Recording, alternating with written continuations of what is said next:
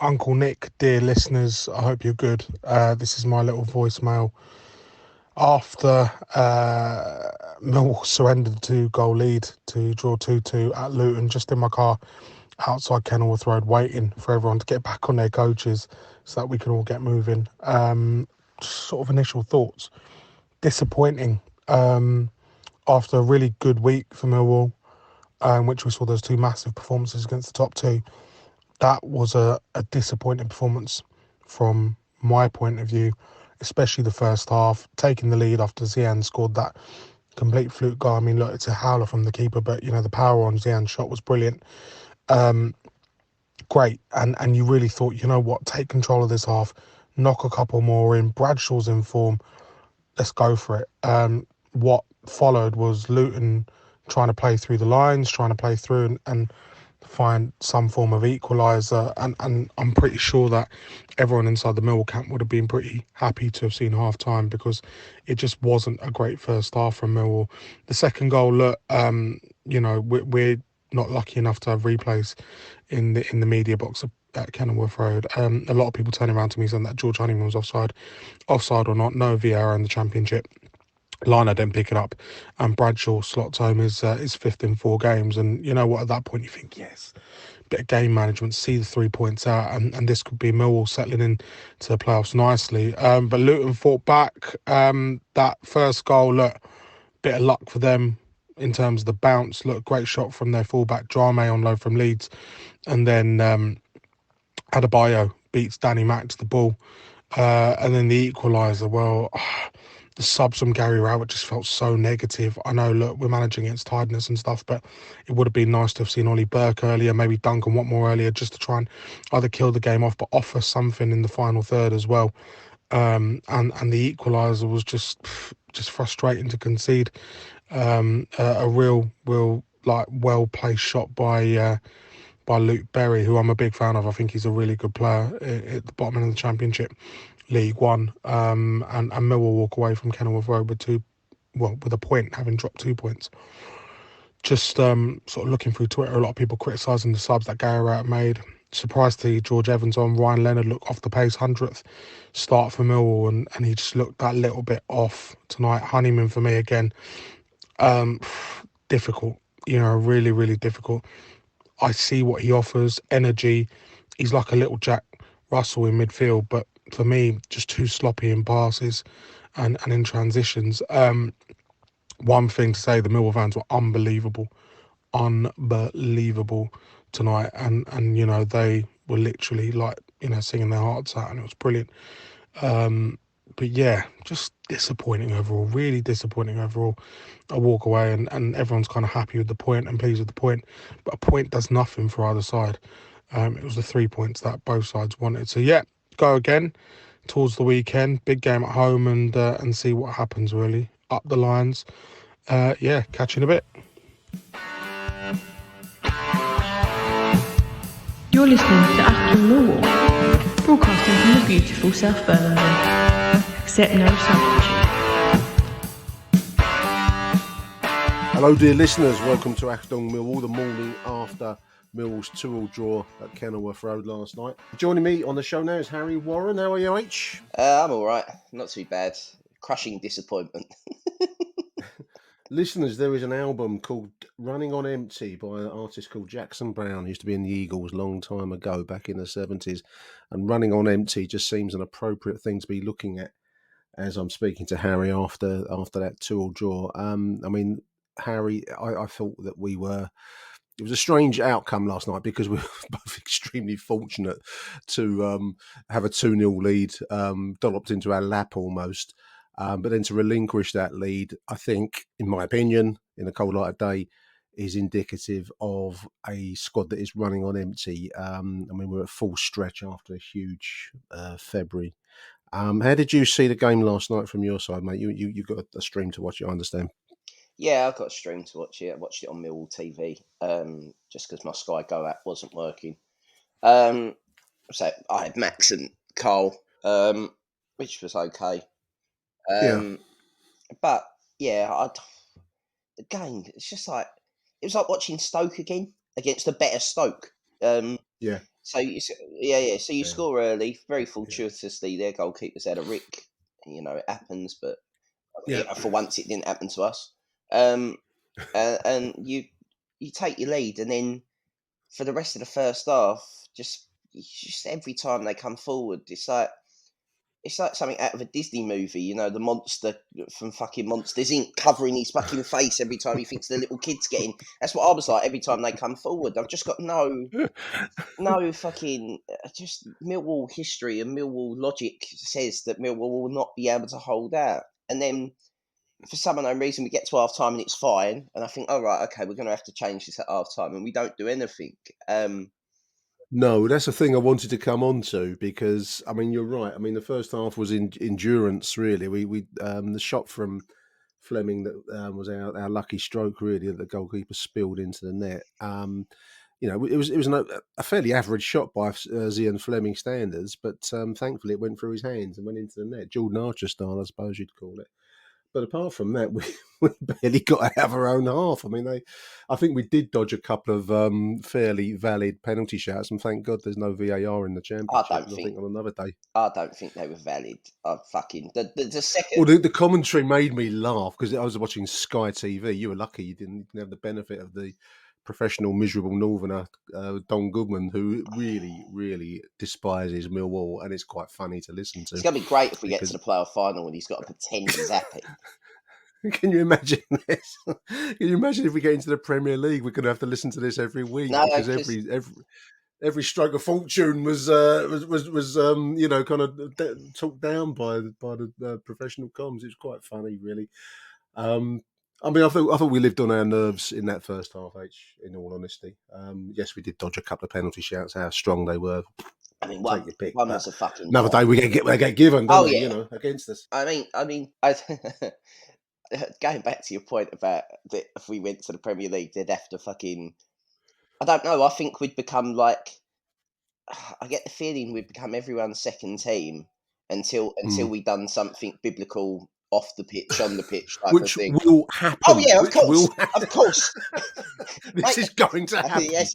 How many games in you could do a sweepstake before it started? But yeah, I'm thinking like 7 games in when we call Guardiola a cunt when he turns up or something live on Sky. But anyway, we're jumping the gun.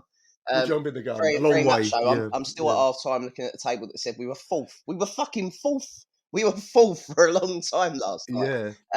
Yeah, we were. But look, at the end of the day, we rode our luck with a couple of penalty decisions. I thought Danny Mack had a really hard job, and it just proves like everything that we've said all season about the squad being light and stuff like that.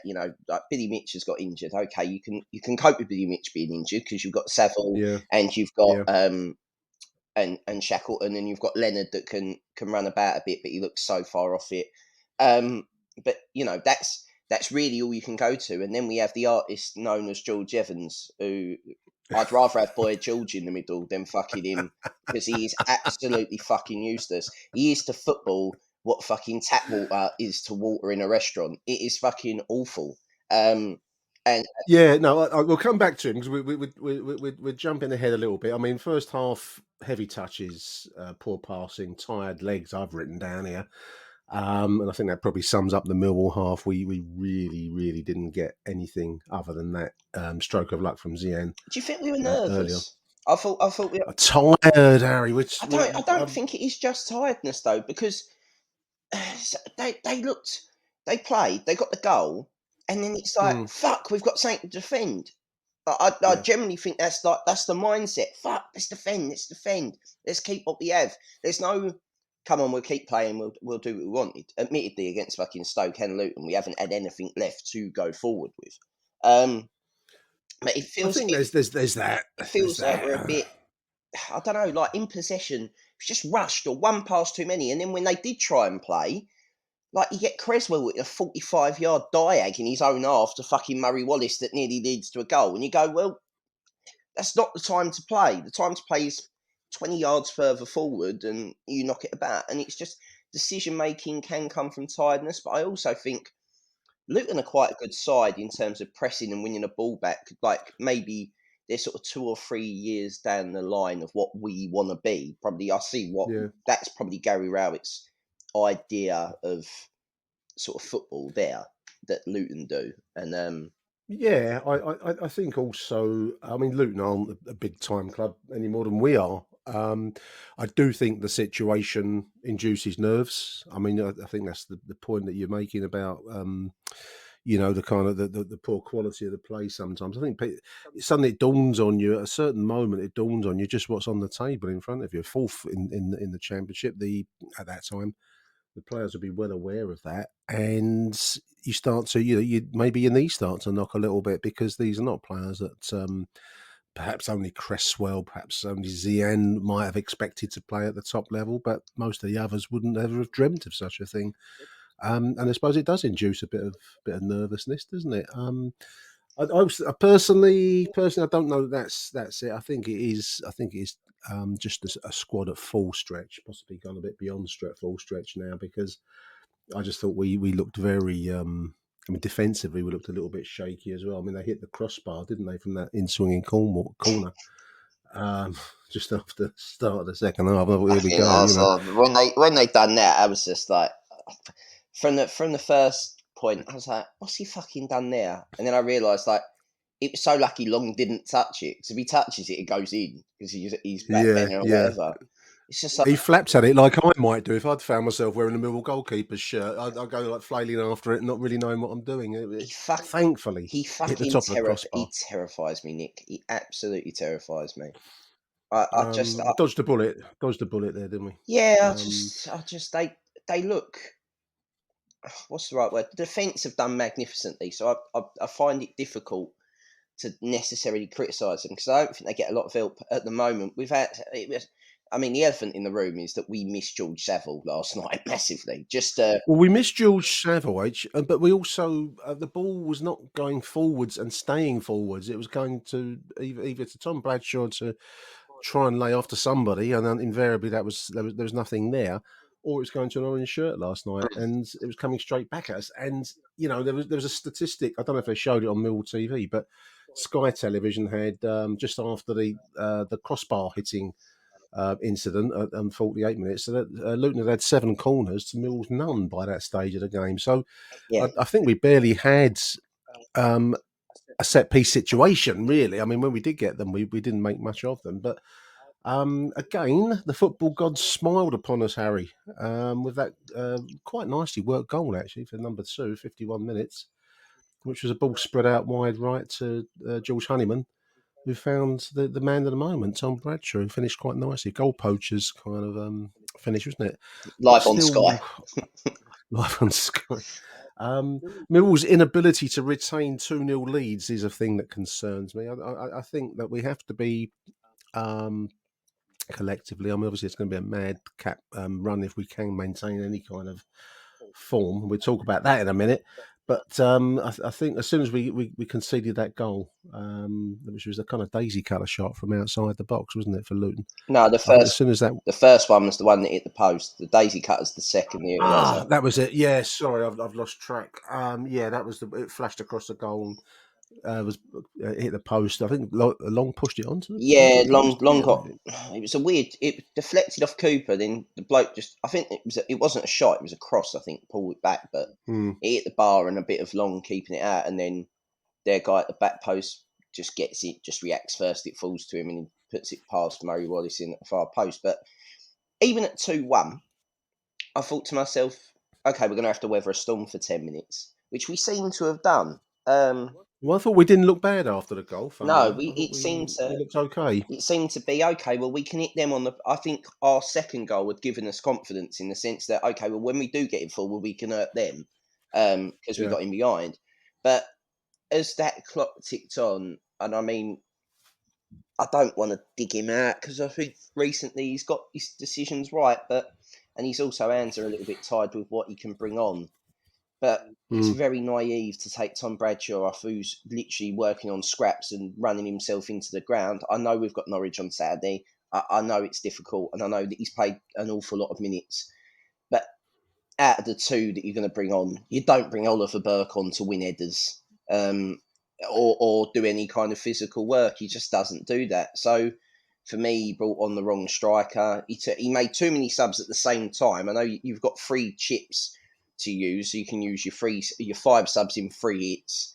But the subs that he made, I thought, were not necessarily right at the right He times. waits a long while for those subs He as does. well. He does. Yeah, no, I thought from, as we've said last Saturday, from about the 60th minute onwards, I'm thinking, well, time to change it, because we're just inviting on a team that can clearly get goals, and we just kind of bring them on. Now, if we're going to park the bus, maybe you don't do that till late. I don't know, but certainly the ball sticking forwards seemed to me to be a what wasn't happening last night, and we I thought the substitutions weakened us. In Yeah, it did. fairness, Yeah. we didn't look half the team after Hutchinson going into a 3-man back line seemed to Well, confuse things, and I think that was what that would have been led to the fine. goal.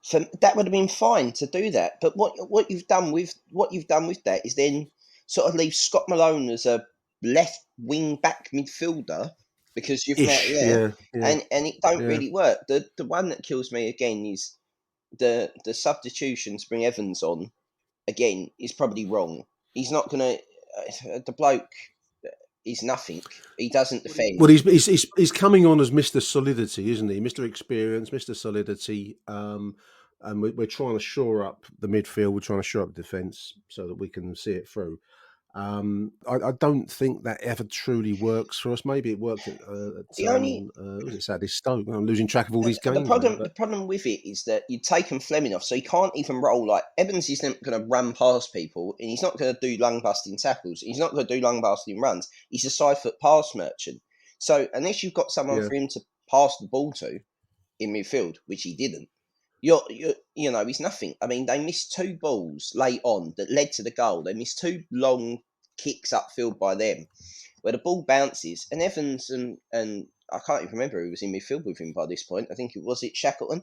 They both, I don't know if he'd come off. I can't even remember now. There was somebody else in midfield. No. Basically, they both went, I ain't going to that. Let the ball bounce in the midfield. Luton brought it down, and 4 passes later, the defence keep backing off, and they score with a goal that I think Long should save, but I might be being ultra harsh. And considering the fact that I wondered that, because I mean, I thought the error there was the fact that he was given way too much space in the centre, just outside the D. That was where the goal origin lies, and that's down to the defenders. Whether Long should have got to it, I looked at it in the. I haven't seen it since last night, listeners, but I don't know. I mean, it might be harsh to blame him for that. In real time, I didn't think it was it particularly quickly. I thought it was quite accurate. It was accurate, but it was a daisy cutter that was fucking. Yeah, it's not right in the corner, and it's not going away from him. I just think he's got unsighted by the defence, and again, it goes back to the reason the bloke hasn't played a lot of first team football is because he is very inconsistent as a goalkeeper. He's not a consistent. Yes, he is. Goalkeeper. Yeah, he makes some good saves as well. Absolutely. But you're not judged. You're not judged on your good saves, Harry. You're judged on the errors. That's the nature of goalkeeping. And you're also judged on what you goalkeeping is almost like a performance art, isn't it? It's what the goalkeeper by their presence that describes, and like a Dino Zoff or a Buffon or fucking they make a sort of this pantomime character. They have a presence. Yes. I mean, I'm thinking of Tony Warner. Yeah, I think of David Ford. Big men.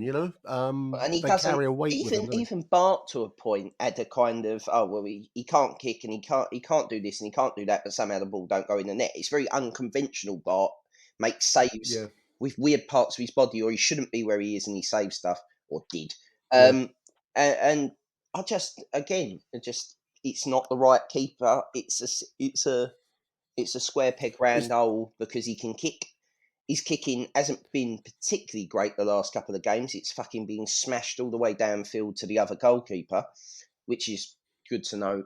A lot of that last night. I put that down to tired. The kind of classic tired performance idea, but you're right. A lot of kicks right from one penalty area down the other end of the other goal. I don't see what strikes me with that is if he knows he's kicking it. Pardon me, sorry. If he knows he's kicking it long, surely you're better off aiming that to go into a corner, into a channel, with half a chance of it going there. You'd have thought. So surely you've got to think about restarts and where you restart from. if they've got possession in a throw-in in a defensive third, surely that's better than giving it back to the keeper who can step out with it and play.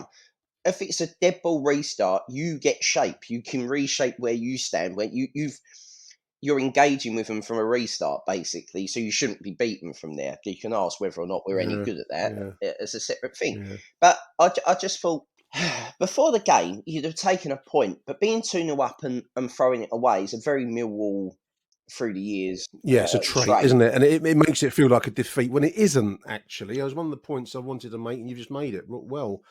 And on one hand, yes, it's points dropped having got an established a 2-0 lead, and you shouldn't be giving up 2-0 leads if you're in the top 6 of the Championship. But equally, if I'd have said to you, Harry, we're going to be get a 2-2 draw tonight at Luton, and we'll take forward to Norwich, where are we? Fifth position. That you'd probably have taken that, and I think it's kind of you go around in circles on it, because there is both positive and negative elements to last night's result. I think. I mean, we also dodged a bullet. I just want, before we finish about the game, there was a late chance I headed over the bar, and my life flashed before my eyes at that point, because I thought we go 3-2 down. I had visions. When was it? Was it Brentford? We gave up a 2-0 lead. QPR as well. We did it, didn't we? During yeah, COVID. we've 2-0 at half time that's and lost right. 3-2. We've given up leads, and I thought, there we go. But thankfully, that went over the bar and it finished 2.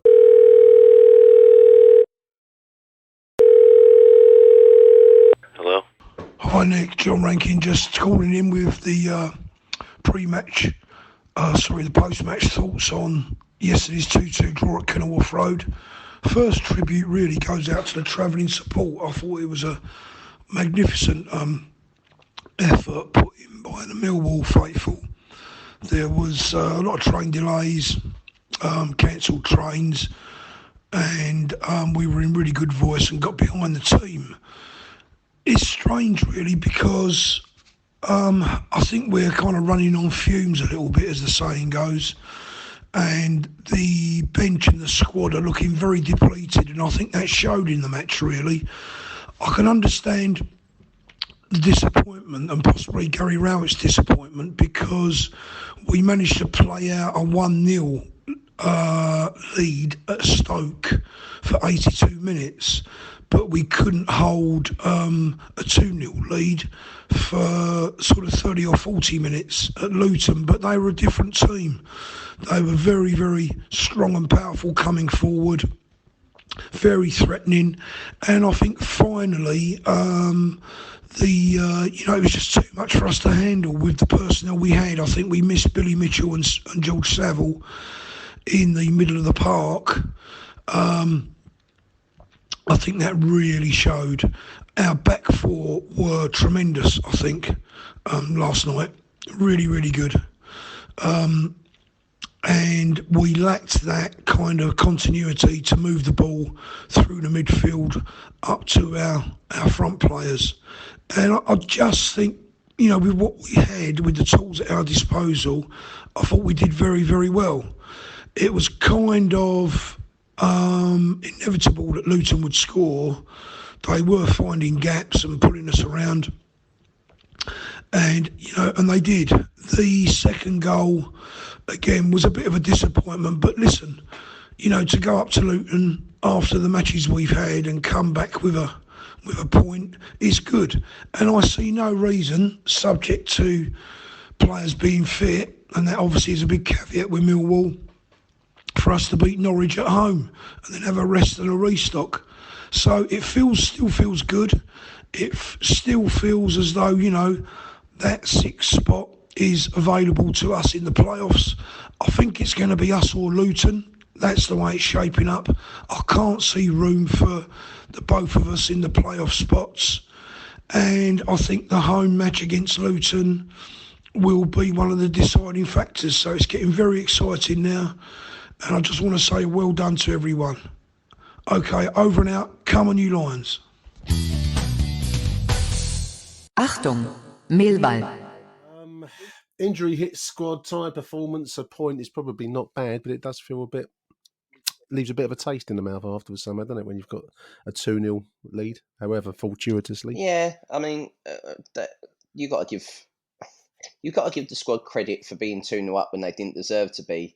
But that's the difference between getting in the playoffs and not getting in the playoffs, is to hold on to that 2-0 lead. I don't necessarily think it is in this instant. I think we'll know a little bit more at Saturday, and I think, with the greatest deal of respect, if you don't get beaten Saturday, I know everyone's going, "Oh, we need 3 points." You don't really, because after Saturday, we've only got one team left who are in the fight. The rest are all relegation fodder or mid-table nothingness. The games. Yeah, and they are must-win games. Those kinds of fixtures. I think you're right. I mean, just looking at the table, Mill fifth, 54 points. Norwich City, our opponents on Saturday, in seventh.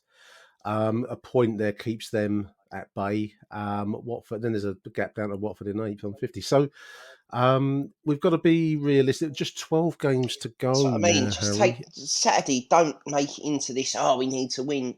We don't really. I don't care if we finish fourth. I don't. As long as we finish in the playoffs, it don't matter. This is the point. I know. Yeah, you could want a different team or any of this bollocks. Let's just get there before, and we'll worry about everything else. So your nearest rival at the moment for that spot, in theory, is Norwich, who are outside, and by getting a point, you basically put it back in your own hands again. That's all you want. You want to be in control of your own destiny. Then it is still in our own destiny. If they go in front, then we've got to chase again, and that's very difficult.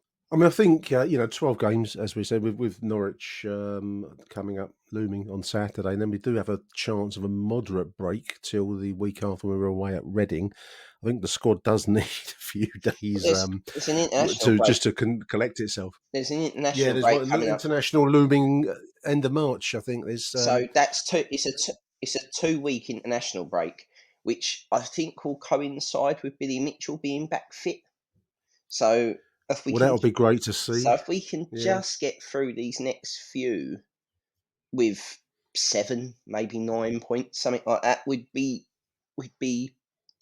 The one that worries me is, as I said in our group chat last night, is Walnock's coming to the Den with Huddersfield fighting relegation, and it's going to be fucking Oofball FC, which might suit Charlie Creswell, but I don't know if it suits anyone else. I thought it's not quite such a manic March as we had in February. We had a lot of football in February, Harry. So we also had a lot Saturday.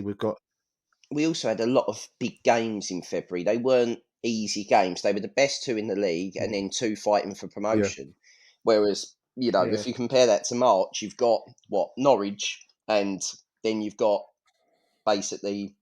You got Reading away, and then we're at home to Swansea and Huddersfield. So you'd like to think that if you are a playoff team, you'd like to think that you take care of that. Well, that's got to be the. I mean, we're getting now towards the crunch end of the season, so you do start to look at fixtures like that and say, yes, they are must-wins, really, if you're going to be serious. If you're seriously thinking about finishing in the playoff zone, which is realistically where we're aiming to finish, we're not going to chase down Sheffield United in second. So you're right that it doesn't really matter within the 3, 4, 5, 6 position where you finish, as long as you finish within that group. So you're looking at fixtures like Swansea at home, Huddersfield, and to some extent going to Reading as well. Gary Rowett said we need 72 points. That's the target to finish in the top 6, which is basically 18 points away at the moment. So 6 wins or variations thereof. How many home games we've got left? We've got 1, 2, 3, 4, 5, 6. Oh, that's all right then. We'll win all 6 of them. That's fine. 7. Oh, 7. We've got 7 he's got a game. 7 home games. I can afford to draw against Norwich. We'll win all 6 at home. It's fine. It's absolutely fine. I think we've got some difficult. It'd be nice to get close to having it wrapped up by mid-April. We've got 2 difficult northern away trips, long trips up at Wigan on the 22nd of April, and then another long trip up to Blackpool on the 29th. But we do finish at home. I'm hoping. I think with that. Blackburn at home. See, I don't want that. I don't want us to be fighting on that last day, needing anything against Blackburn, who might be. I mean, it'd be nice if they're in third and they're done, because you just rest everyone, surely, wouldn't you? If you're their boss. Well, I would. There's nothing to be gained by beating Millwall, because you're going to play them free. You could play them. I mean, if I'm Blackburn, and with the greatest of respect to Millwall, if Millwall were the team in 6th and I'm finishing 3rd, and Watford or Norwich are sitting outside with their resources, I'd be more worried about fucking letting them in and then having to play them over 2 legs than playing Millwall. The thing that helped us when we got promoted in '88, the thing that really helped us, and I'm hoping this will come into play, because you mentioned at the start of the conversation nerves, Harry, and nerves are a real thing. But it isn't just Millwall that get nerves; it's going to be other teams too. To some extent, all of the playoff contenders will also be, got some big names in, if you like. You've got Middlesbrough, Blackburn at the moment, then the two lesser lights of Millwall and Luton, but Norwich would also be feeling the pressure, and teams start to fall away. The other thing to say is the playoffs. We're aiming to get into a playoffs, which is essentially a lottery, a two-legged semi-final and then a final. Anything can happen in that, and form goes out the window, doesn't it? So certainly some big football to be played over the course of March. Roller coaster ride. I don't know whether there's an expectation yet. I still think we're on the cup run mentality, which is probably what suits Millwall in the end. We're the ultimate underdog cup side, and we always struggle against teams that we're expected to beat. We're best when we're up against the wall to fighting the bigger names, as we've seen in February. I've picked out a few tweets from last night, Harry. Joe Chats out there in the US. Shout out to Joe. He says, certainly not the finish that Millwall wanted, but a point on the road is always a decent thing. Luck was largely on the line side, though he says Roman Esse should have been brought on instead of George Evans, which I think is probably something that I don't know. You're certainly the Evans side of it. I'd say the Evans side, but I don't think Eze's a midfielder. A central midfielder. But yeah, I understand the point. I'd have probably. I suppose Gary Rowett, if he's being honest with himself, maybe doesn't take Fleming off. Maybe leaves Fleming on and as two wide men for him to just put the ball in behind. You can almost play without Bradshaw at that point. Almost play without a centre forward and just leave two up wide. We did that. up at Stoke, didn't we? Steve Munster, DJ Steve Munster says, gutted we took off attacking players for defenders, and it cost us 3 points. I didn't get too excited. We all half knew they'd get it back to 2-2, says Steve. Steve Evans, same point. Feels like a deflating. Norwich now becomes bigger. Well, I mean, I think we've got to look at the 12-game programme, as we've said already there, Harry, because it isn't all. It's basically about avoiding defeat against Norwich. I think so. And if we can nick a win, then that's happy days. It'd be nice to do what we done to them a couple of years ago when we won 4-0. I think that'd be a lovely, relaxing afternoon, but I don't think that might happen. I don't think we're going to see that. It'd be nice if we could. The emotional one, Schultzy says Mill's toughest month of the season has seen us lose just one game in 7, and we're unbeaten against the top 2. That's a fantastic February month. But I think that's right. I mean, I think in the aftermath of giving up a 2-0 lead last night, it's easy to get a little bit downcast, Harry, but it has been a magnificent effort over February. Still more to be done, of course, but you've got to take your hat off to a fairly limited, small resourced squad. Achieving that, I think, is magnificent. Yeah. And another outing for the Gary Rowett song last night, incidentally. Did you hear it, the one Gary Rowett? I didn't hear it. You didn't hear it? I heard. I hear nothing. I will not sing that. I have not sung that song, and nor will I sing that song. I can't imagine you singing it. I'll tell you what, I'll do a deal. I'll sing it at Wembley when we're 2-0 up with 30 seconds to go and we're going up. I'll sing it then, and I'll sing it with great gusto. If we get to that point, I'm going to get a seat next to you, and I'm going to get that on the Instagram, whatever they call it. VJ Vince Lee says tonight's team and substitutions made me think that Gary Rowett was happy with a point, knowing a win with a stronger team on Saturday will see us 4 points clear 7th. Only time will tell if they're good decisions. Much remains to be seen. And last, a point made me laugh. Merv Payne. Whenever Millwall are live on Sky, Merv is always amused by Don Goodman, who does nothing to hide his utter contempt for us, says Merv. And that came over loud and clear last night.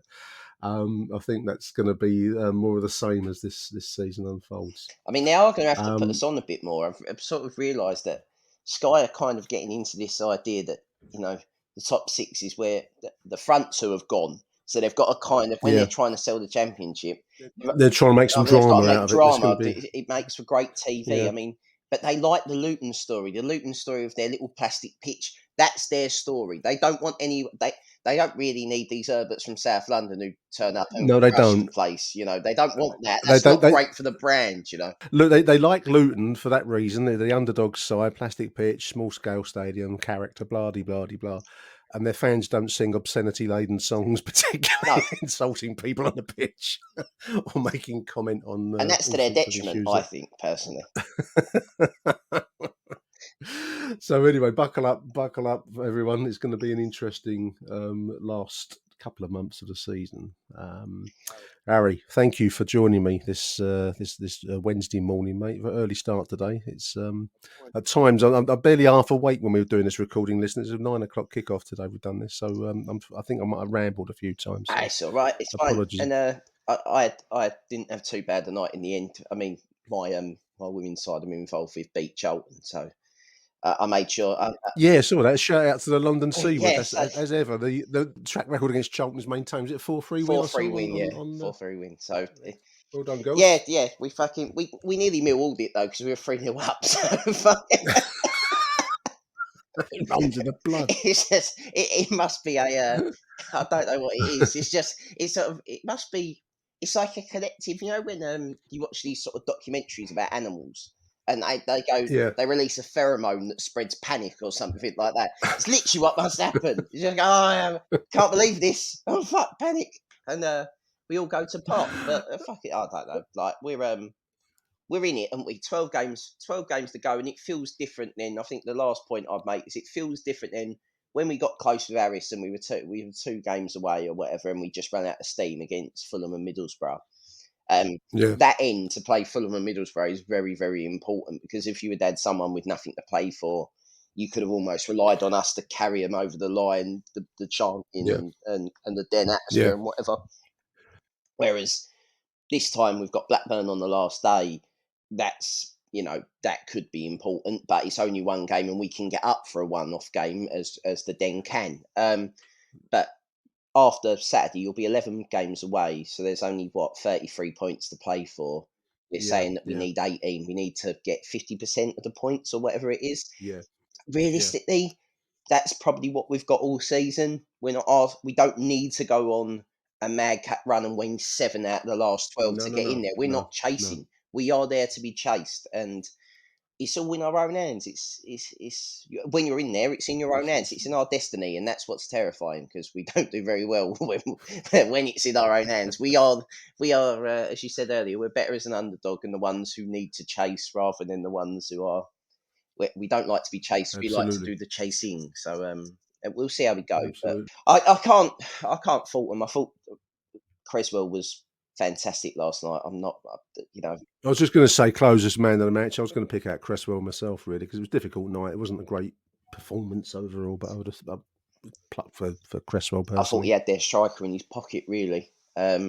He seems to be learning of what he can do and what he can't do. Do you know what I mean? It's like you're seeing this guy sort of Bambi on ice defender that dribbles out every now and then, and all right, he got it wrong at Burnley, but as long as he don't make that mistake again, I can kind of accept it because he's headering it, he's defensive sort of positioning and everything is starting to come, and he's a danger in the other box, and now that Cooper seemingly is being manhandled and fouled at every opportunity whenever he comes forward. Yeah, with impunity. Yes, I mean it's a joke. I mean, people talk about those 2 penalty decisions they could have got. I mean, they're only as strong as the penalty claim for Cooper when he's got 2 people literally pulling down on him in there. Yeah, no, so, absolutely. It seems to go. It swings and roundabouts. You get them, you don't get them. But yeah, I think Creswell was outstanding, and we'll move on to Saturday. And I'm gutted I'm not going. Fuck. Yes. Well, enjoy your holiday. We will be back after the game on Saturday. We're going to close out now with the voicemails, and I shall go away and play Jackson Brown's Running on Empty as a kind of a nod to last night's 2-2 draw. Big thank you, Harry. Thanks for joining us, mate. Appreciate it. No worries. Come on, you Lions.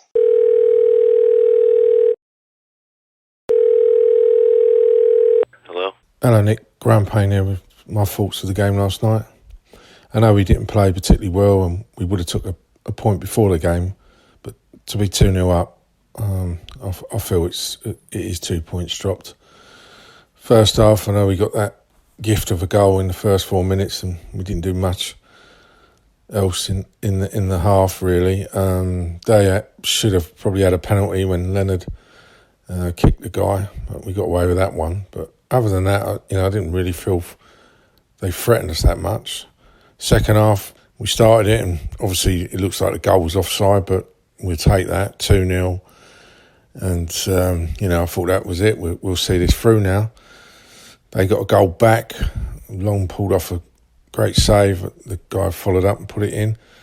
But then I thought, for the next period, we took the sting out of the game, and I thought that was our best period of the game, and I actually thought we'd go on and get a third. I thought Fleming was outstanding in that period. Bradshaw looked dangerous. And, I thought, we've got this now, and we'll go and see it through. And then I know I'm not going to slag Gary Rowett off, but I think he has to take part of the blame for that last night. I think the substitutions were wrong last night. To bring off Bradshaw and put on Hutchinson and Shackleton, Evans. I remember you said Shackleton was injured, but I didn't think we needed Hutch to come on. I thought the back four were doing fine. I thought Cresswell and Coop were dealing with it. Danny Mack and Murray. I didn't see the need to go 5 at the back last night. And then he took off Fleming, and and then Vogelshammer, again I thought was anonymous, but we then and brought on Burke, but then that was it. It was like we had 9 defenders on and Burke up front, and the goal, I think obviously Hutch should have closed him down, and when it went 2, I'll hold my hands up. I thought they're going to go on and get a winner now, and when that guy went off up at the end, I thought went over the bar, but I look at it as 2 points dropped, but as I said, I think before the game you'd have took the point. But so now we move on to another big game on Saturday, Norwich, and I think it'll probably be another near sellout. And I know that the players, some of them do look tired, but let's hope they can keep going, and we can get another good result Saturday. Come on, you Lions. Nick, Matt Richards here. Just dialing in after the game tonight, which I watched on my iPad on Sky with a dodgy Wi-Fi connection in the Isle of Man in the Premier Inn, which I realised was about 2 or 3 minutes behind the rest of the play, as I kept seeing good old Graham Payne's messages coming through every time he scored. But anyway, so I watched the game, and actually fair play to everyone who went. Brilliant support tonight. I could hear you loud and clear over the dodgy connection. It's disappointing. Obviously, losing a 2-0 lead, especially the fact that we do have usually a really strong defence, but we were lucky to be 2-0 up. Let's face it. We would have taken that, obviously, but you got to be honest and say we were fortunate to have that. And at the end of the day, a point, we would have taken that before the game. When you look at the team we had out, I'm thinking about the midfield. You've got Leonard, who, great player, really strong midfielder, but he's been out for so long, he's not up to full match fitness. Shackleton, similar as you heard after the match, Rowett was saying that he's got a bit of a strain. And this is it, the players who got out injured, you could just list them all. But even the ones that we've got playing, they're probably half of them are carrying injuries as well. I'd be surprised if there's one actual fully fit player out there. And I know other teams will be in a similar position, but we know that our squad is so small compared to other teams. And we've known that this could well have happened, back in January after the transfer window, and we could see all the games we had coming up. We could see this is going to happen, and it's happened. So what can we do? Can't moan about it. You just got to deal with it, haven't you? But that's why I think we kind of, our frustration and disappointment needs to be tempered a bit by that. The reality is that the team's still doing fantastically well. 5th in the league. We didn't lose tonight against a Luton team who, all right, I didn't think they were great. They got into good positions and good possession, but it didn't have any cutting edge. But still, it's a result away where we've got a valuable point. How important will that be at the end of the season? We've still got to play them at home. Now you see the matches coming up. We've got our home games. We've really got to take advantage of those. We just got to get, it's easier said than done, but we've got to get a fit team out on Saturday. We need Watmore and Burke fit just to give us more options up front, because we just can't get away with playing Vogelsammer and Honeyman on the wings, because as industrious as they are, then they are, they're not necessarily cutting edge we actually need to create goals. I know Vogelsammer, had a couple of assists last time, but we need someone who's got a bit more pace, a bit more trickery. That's what we need, and that's what we're going to need at home. But anyway, I sound down. I think everyone's going to be down. Everybody thinking about the game tonight will be down. But I think in 2 days' time, I think thoughts will turn to Saturday, and we need to have a packed house in there on Saturday. We need to get totally behind the whole team from the off, and we need another Sheffield United performance to play against a Norwich team, which they're picking up their form recently. They've got some good quality players in there, so that's going to be another tough game. But 3 points there, wow, that would be a superb performance, and I think we can do it. So let's be positive. Let's look ahead to Saturday, and let's do it. So that's it for me. Come on, you Lions. Mike Hayden here, aka Big Jiri Scalak. After that 2-2 draw at Kenilworth Road. Wasn't at the game tonight, wasn't lucky enough to get a ticket. Shows you my loyalty hasn't quite been the best this season, but fortunately we were in front of the Sky cameras, and extremely strange game. It was probably one of the most undeserved 2-0 leads I've ever seen. We got absolutely battered first half, and we're only 1-0 up due to a obviously terrible goalkeeping mistake. I thought Luton should have definitely had a penalty as well. And then second half, Luton came out really well, and we somehow just did a really nice move and scored. However, Honeyman was slightly offside. But, we're due a few refereeing decisions to sort of go our way, and that was our overdue thing that happened tonight, I think, because we've had a few dodgy ones recently, so they played in our favour. What goes around comes around. That 2-0 up, you couldn't quite believe to be 2-0 up, but I think Luton are a different side to Stoke, obviously a better side going forward. They did pin us in quite a lot. We're making some good chances, and unfortunately it's very difficult to see a game out like that with a team which is incredibly depleted at the moment. I mean, Rowett said at the end, 2 or 3 players finishing the game with tight muscle injuries, and already lacking in numbers. We just couldn't hold it out. But second goal especially was disappointing to concede. I know Hutch is getting back to fitness as well, but it just didn't close him down for some reason. And you just think, when it's like 85th minute and you're 2-1 up, even if it's slightly undeservedly so, you do want to take home those 3 points, but wasn't to be. I think if you'd have offered us all a point before the game, we'd have probably taken it, looking at our side at the moment. But the games are coming thick and fast at the moment. Norwich at home next, which is a huge game. Do fancy us to do well against them, though, I think, especially with a good Den crowd behind us. Hopefully we can pick up that form and go and beat them. Also, an observation at 2-0, one Gary Rowett being sung from the terraces, which I think the first time I've heard it, so I think the fans may well have been won over by Mr. Rowett now, and I think deservedly so. Personally, I think we've improved this season, not massively, but improved enough.